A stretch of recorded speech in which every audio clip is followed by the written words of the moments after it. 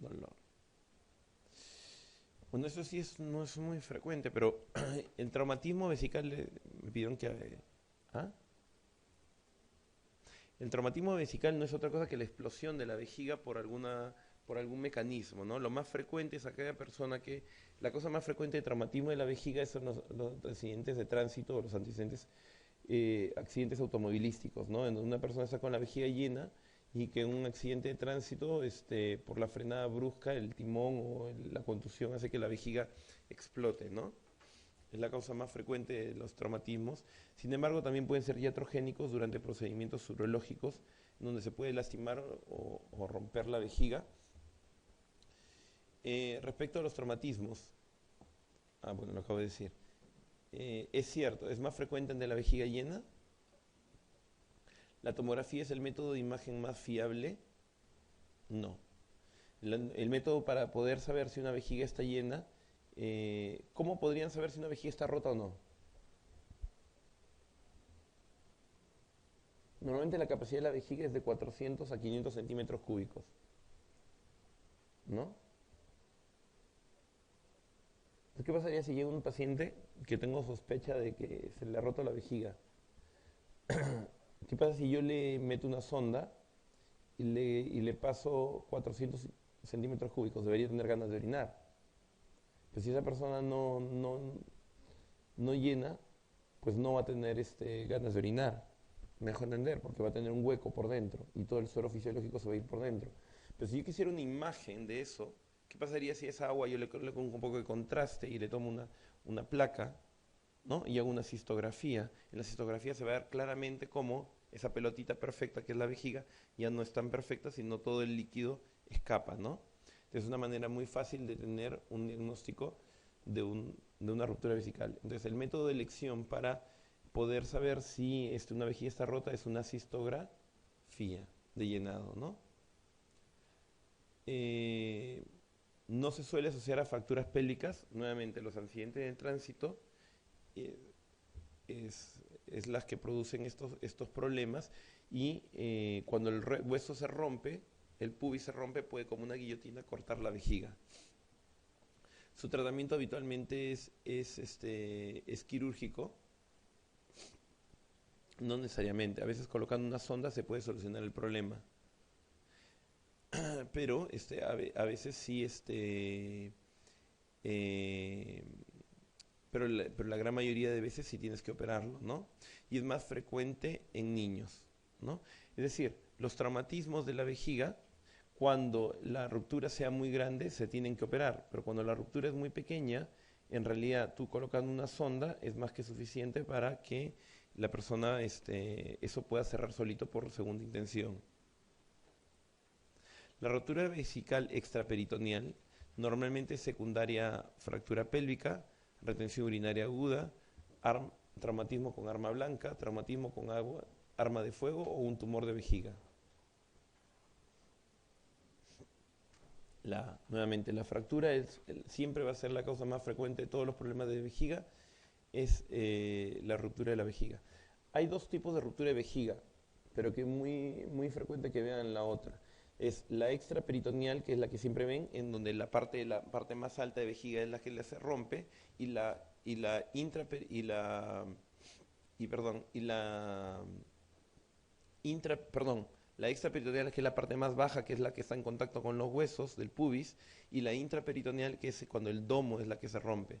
Es ahí, es muy raro, porque tendría que ser un golpe extremadamente fuerte para que reviente, para ir la vejiga. Generalmente el efecto de guillotina de los huesos es el que va a hacer la ruptura de la vejiga, ¿no?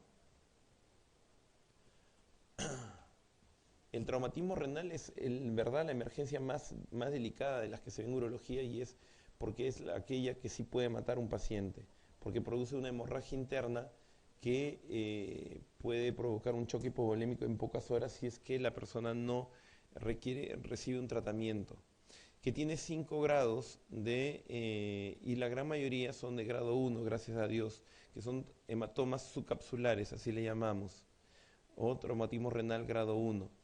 Generalmente estos tumores, estos traumatismos generalmente son nuevamente pueden ser por frenadas bruscas, pueden ser por traumatismos por armas de fuego o traumatismos por arma blanca, ¿no?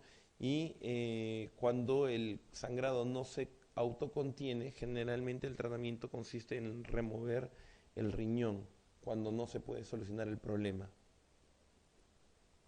El origen más frecuente de las contusiones renales es por agresiones, accidente de tránsito, caídas accidentales y antrogenia quirúrgica en la práctica de deportes de riesgo. ¿Mm? Accidente de tránsito. Son los polichancados que llegan a las emergencias, ¿no? Y la segunda serían las agresiones, ¿no? El reflujo vesicoureteral es la causa más frecuente de infecciones urinarias a repetición en niños en todo el planeta, incluyendo en el Perú.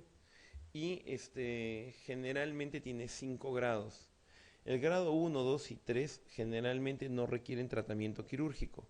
Y el grado 4 y 5 sí requieren de tratamiento quirúrgico. Normalmente, ¿por qué se produce un reflujo? Un reflujo se produce por una mala inserción del uréter en la vejiga y que eso produce que la vejiga pierda esa capacidad de evitar que la orina se regrese. ¿Ustedes saben cómo funciona ese sistema de antirreflujo? Ya. Imagínense que normalmente tengo 2 capas acá.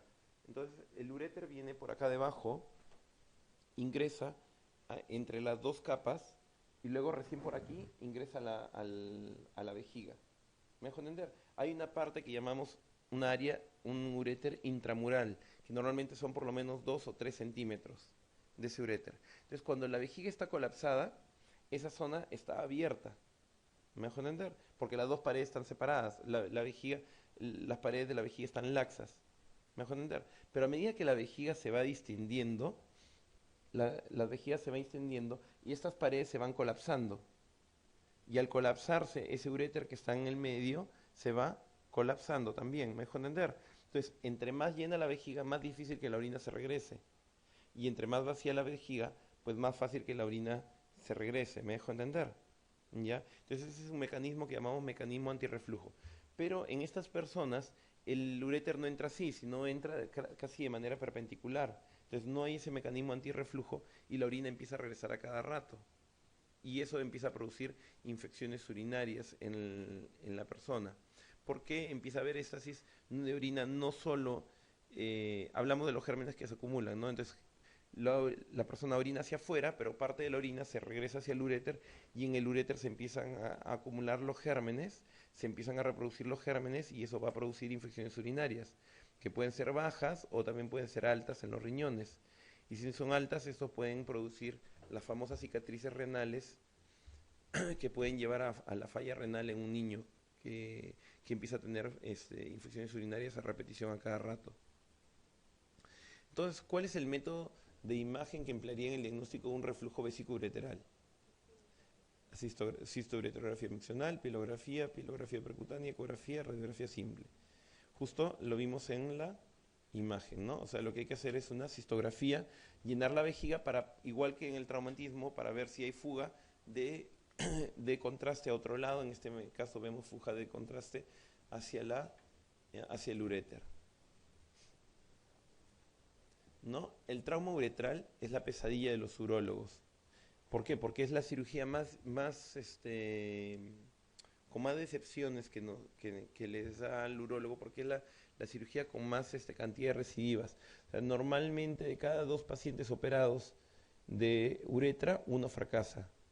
Es tremenda la tasa de falla. Y tiene doble origen.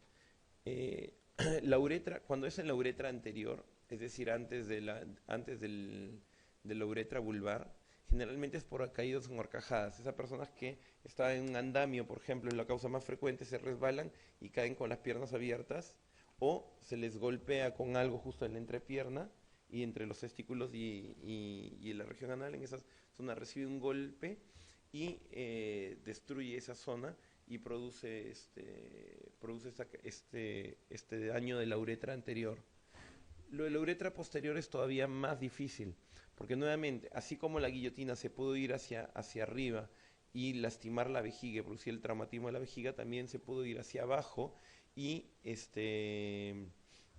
acá está el pubis justo, irse hacia abajo y lastimar la uretra posterior, que es esa persona que viene con fractura de cadera. Y cuando eso ocurre, bueno, el pronóstico es muy malo porque es bien difícil de reconstruir eso. Respecto a los traumatismos uretrales, es cierto, normalmente el tratamiento de primera instancia es conservador. Si existe retención urinaria, habrá que hacer varios intentos hasta conseguir el sondaje. En uretra anterior el mecanismo más frecuente de la lesión es por el accidente de tráfico. En uretra posterior el origen de la lesión es iatrogenia quirúrgica. La uretrografía retrógrada no es útil en el diagnóstico. ¿Cuál es cierto acá?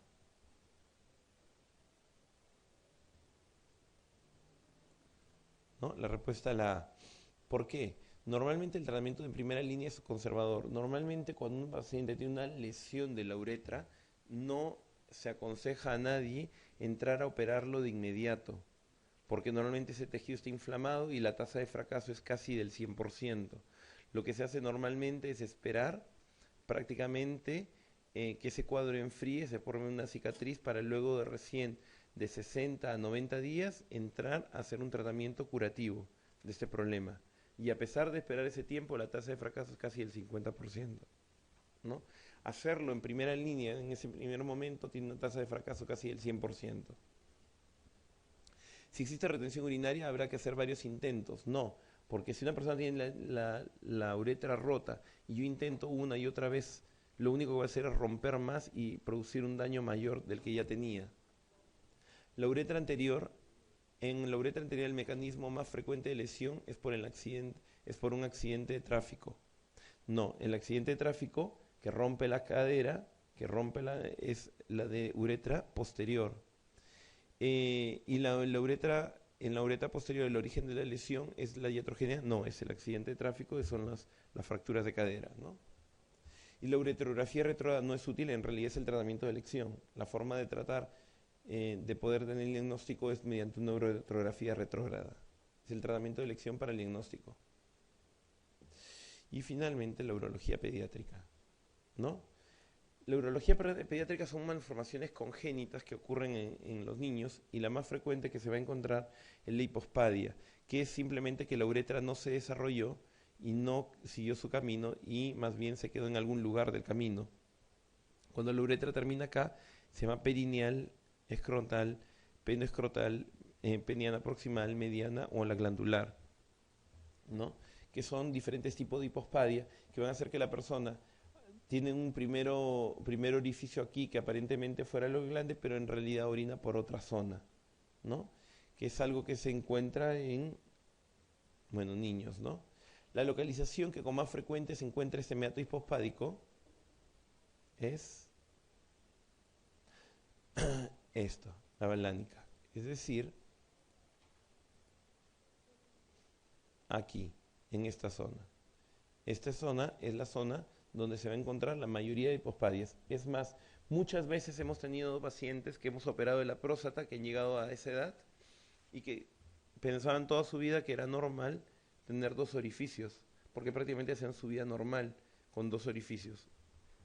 ¿Me dejo entender? O sea, son defectos. La más rara es la perineal. Esto acá es justo lo que hablamos hace un ratito de la torsión testicular. Es un testículo normal y este es un testículo rotado en donde se ha producido prácticamente como un infarto, no ha llegado sangre al testículo y se ha muerto el testículo, ¿no?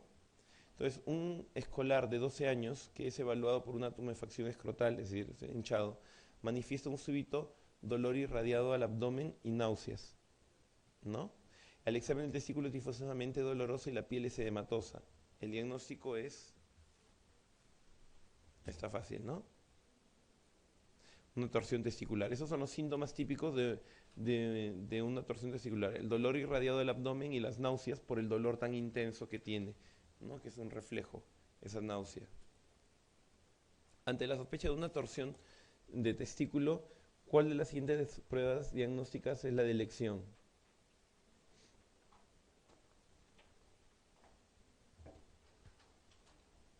Necesitan ver circulación sanguínea para poder ver si hay una torsión. ¿Cuál de esas pruebas te ve el flujo sanguíneo? ¿No? La ecografía Doppler.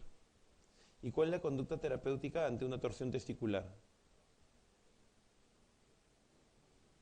Si el testículo izquierdo está torcido, ¿cuál es lo que hacen? Fijan el testículo izquierdo, no hacen nada y se van a la casa. Fijan el testículo izquierdo y a la vez el derecho, lo destorces manualmente o le sacas el epididimo. ¿Mm? Esa es la pregunta que en urología más veces ha venido en los exámenes de admisión. Yo lo he visto por lo menos 8 veces. Y ya hasta el aburrimiento.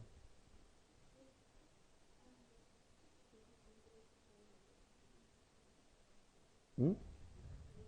Bilateral. La respuesta es la C. Esa pregunta viene casi dejando un año. Es impresionante, no sé por qué la pone siempre. La causa más común de atrofia testicular es una operación previa, una terapia por carcinoma, la lepra, hepatitis viral o una torsión testicular. Torsión testicular, ¿no? Es decir, una persona que tuvo una torsión en algún momento de su vida y que luego eso se dañó, ¿no? La segunda es una infección, pero no la han puesto acá, la orquitis. No, una orquitis que terminó dañando el testículo, o sea, y entre las orquitis la más frecuente es la viral, ¿no? Es decir, por ejemplo, una persona que tuvo paperas a los 15 años y ese testículo terminó malográndolo, ¿no?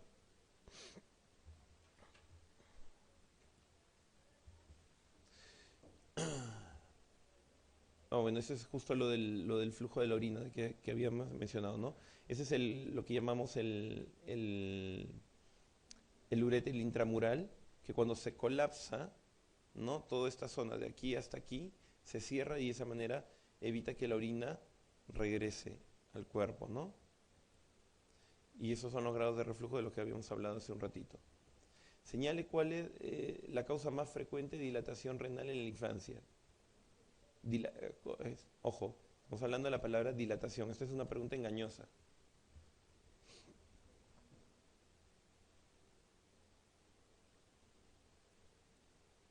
¿No? Reflujo vésico-ureteral. Pero si yo en vez de dilatación, yo le pondría la causa más frecuente de tumor renal, sería tumor de Wilms, ¿no? Así es sólido. Señale cuál de las siguientes afirmaciones referentes al reflujo vésico-ureteral en el niño no es correcta. Se encuentra en el 30% de los niños con infección urinaria. Tiene tendencia a la curación espontánea. Tiene gran trascendencia como factor predisponente en la infección renal y la pielonefritis crónica. Cuando se diagnostica antes de los 5 años, la indicación quirúrgica es la norma. En los casos idiopáticos considerados en su conjunto puede afirmarse su condición genética. Esta acá no es correcta. Cuando se diagnostica antes de los 5 años, la indicación quirúrgica es la norma, no necesariamente. ¿Por qué? Porque habíamos mencionado que los grado 1, 2 y 3, su tratamiento es observación, ¿no? Y los grados 4 y 5 se operan. ¿Por qué el 1, 2 y 3 se observan? Porque normalmente muchos reflujos desaparecen conforme la persona se va estirando. ¿Me dejo entender? Con los años, mediante la persona, conforme la persona va creciendo, ese uréter intramural que puede haber sido muy chiquito de niño, con la adultez puede estirarse y ya evitar el reflujo y no necesitar ningún tratamiento. Muchos reflujos grado 1 y grado 2 se resuelven espontáneamente, sin necesidad de ningún tratamiento y menos operación, ¿no? Antibiótico profilaxis. El antibiótico profilaxis, nuevamente, eso está donde está lo de la pielonefritis. tiene gran trascendencia como factor predominante de la infección renal y la pielonefritis. El problema del reflujo es las infecciones que producen cicatrices que van a poder llevar a cuadros de insuficiencia renal o deterioro renal. Entonces, lo que te interesa a ti, más que el reflujo, es evitar las infecciones. Entonces, mientras esperas a que las infecciones pasen con la persona que va creciendo, pues trata de evitar como sea que esa persona haga infecciones. Si sabes que tienes gérmenes que se van a acumular, pues dale antibióticos para que la cantidad de gérmenes sean la menor posible, para que no llegues a las 100.000 unidades formadoras y de esa manera no tengas daño renal, ¿no? Entonces, por eso es que se da la profilaxis. La exploración más adecuada para diagnosticar el reflujo vesicoureteral esa es una pregunta repetitiva, ¿no? ¿No? La cistografía retrógrada. ¿Cuál es la causa más frecuente del reflujo vesicoureteral?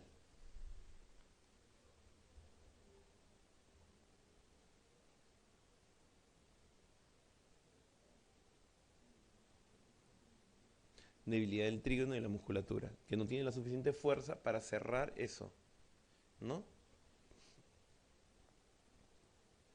La ectopia ureteral. La ectopia ureteral es que normalmente el uréter se inserta en la parte más baja de la vejiga, cerca ya a la uretra, pero a veces en algunas personas se inserta en otro lado que no es la uretra y que también puede producir, y que no es el famoso trígono vesical, y que puede producir problemas como infecciones urinarias, como reflujo también en algunas personas.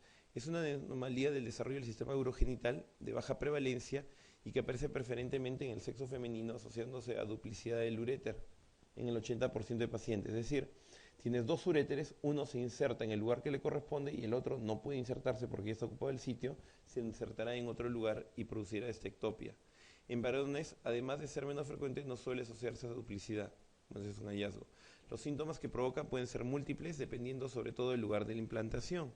En la mayoría de los casos, el parénquima renal correspondiente a ese uréter que desemboca es displásico por las inflamaciones crónicas que tienen durante toda la vida, porque ese uréter ectópico va a tener reflujo, con un funcionamiento claramente disminuido, nuevamente por el reflujo y las infecciones que va a tener, y a menudo sufre infecciones.